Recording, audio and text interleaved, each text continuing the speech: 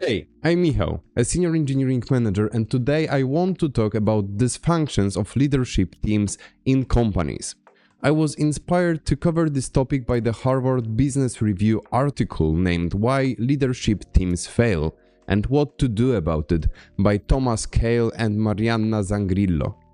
The article brings insights from a multi-year research program in which the authors interviewed more than 100 CEOs and senior executives to understand the health of leadership teams. I will give you my own analysis of the dysfunctions they mention, but we can learn a lot of insights about the topic from the article, so please read it in full on their page. The link is in the description. Let's dig into the topic. They talk about 3 types of dysfunctional dynamics that affect leadership teams. Shark tanks, so highly competitive environments where individual success is prioritized over team success. Petting zoos, so overly cooperative teams that avoid conflict leading to lack of debate and accountability. And the last one, mediocracies. Teams that have settled into complacency are lacking motivation and commitment. So let's discuss that in details. I will map them to dysfunctions listed by Patrick Lencioni's book, The 5 Dysfunctions of a Team, which are absence of trust, fear of conflict, lack of commitment, avoidance of accountability, and inattention to results. Let's start with the first dysfunction named shark tanks. You probably heard of Bruce Tuckman's model of team development, which are 5 stages: forming, storming, norming, performing, and adjourning. Imagine a team that never gets out of the storming phase. That's what a shark tank is. Because there is a lot of ego in the room and upper management is really good at managing up, it may happen that they are too competitive and the only thing they care about is making themselves successful and not the company. Imagine a scenario when there is a new joiner whom you try to undermine because you're afraid of them being better at their job, and you do everything possible to kill their spirit, initiative, and results. This shows how important it is for managers to be emotionally intelligent and thorough. I will publish a separate video about emotional intelligence and its importance in leadership. So if you don't want to miss it, make sure to hit that subscribe button now. The dysfunction I mapped to it from Patrick Lencioni's book is inattention to results, where people don't feel a need to focus on collective success and instead focus on individual goals. The bottom line is, if you feel that the need in your team to prove yourself has become toxic and no longer serves the company, it's time to do something about it. If you're part of that team, mention it to your manager with some suggestions on how to fix it. But remember, don't make it personal, just mention the behaviors and the results it has on a company. If you're leading the team, you probably should address it as soon as possible. Be specific about the behaviors you want to see and recognize them publicly. Set team goals and lead people by example.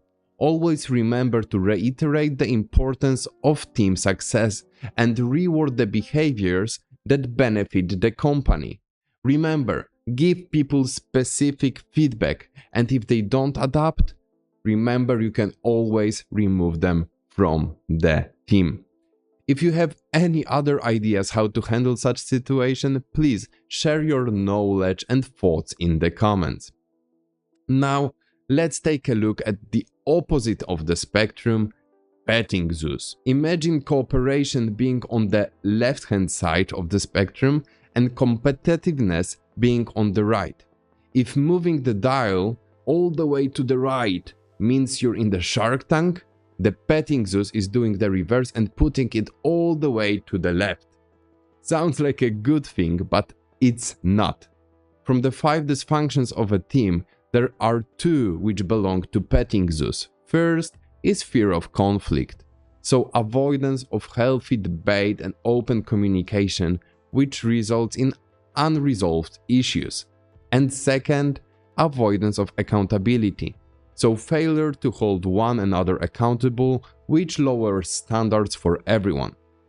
Imagine an environment where people, not because of fear, but because of friendship, avoid debate and open communication. They don't want the other person to be perceived badly by others and hurt their feelings. Because of this, they never discuss the problems in detail and don't end up with the best solution. The problems come to the surface only at the end, when it's no longer possible to have each other's backs. But even then, no one is truly accountable for the failure, because it was a team decision and initiative. It lowers performance, motivation, and overall attitude in the team. So, what can you do about it, right?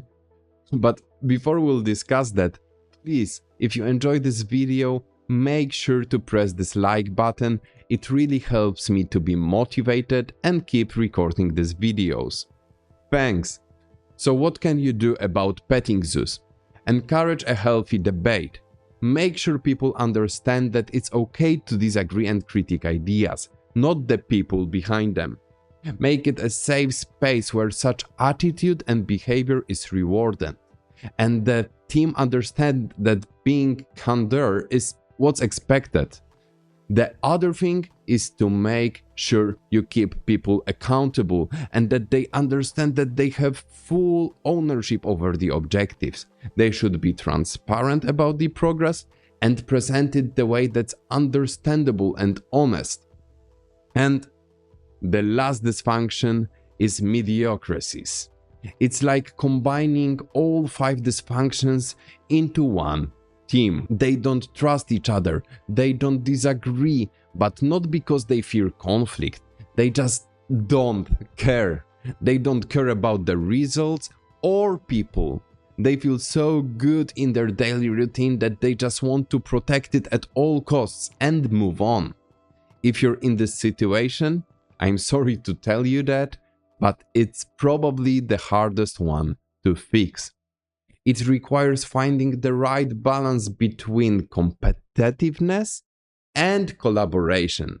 And it may be with a different set of people that are already in your team. Building motivation from the ground up is really hard. I recorded a whole separate video about motivation, which I will link in the description. As before, you have to combine a few things in order to make it work. You have to define the kind of culture you want your team to exhibit. Think about what's the long-term and short-term vision of it. You should understand if your team is capable of achieving this vision. If not, consider personal changes or restructuring you have to do in order to succeed. Second, you have to establish a clear set of behaviors that you expect from your team. Be specific and also lead by example. Behave like this on all occasions. Give people feedback, both positive and negative. The positive will reinforce desired behaviors and people will understand that this is expected. Negative will make people change and adapt to the new world. To summarize, I think all of these points show importance of diversity and balance. We need people which default to different behaviors to not end up in any of these extremes. If these issues resonate with you, don't forget to subscribe for more leadership tips. As always, all of my videos are to support you in the leadership journey that we all are part of. If you'd like to talk with me, feel free to reach out, and thank you. I will see you next time.